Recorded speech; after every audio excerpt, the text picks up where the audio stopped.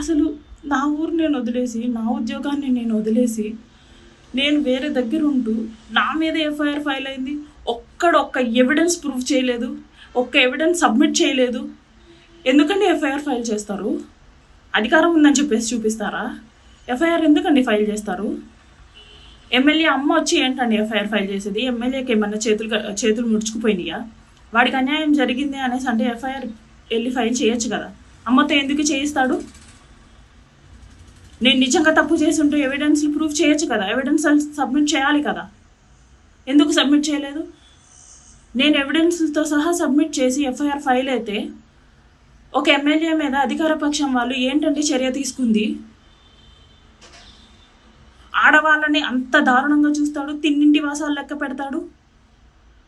వాడు తింటున్న ఇంట్లో ఉన్న ఆడవాళ్ళనే అంత దారుణంగా చూస్తాడు, డిగ్రేడ్ చేసి మాట్లాడతాడు, బట్టలు వేసుకుంటే గురించి మాట్లాడతాడు. అలాంటి వాడికి ఏంటండి మీరు ఎంకరేజ్ చేస్తారు? ఇలాంటి వాడిని మీరు ఎంకరేజ్ చేసేది? ఇలాంటి వాడిని ఎంకరేజ్ చేస్తే ఇంకా ఇంకా పెరిగిపోయి మీ ఇంట్లో తిన్నింటి వాసాలు లెక్క పెడతాడు.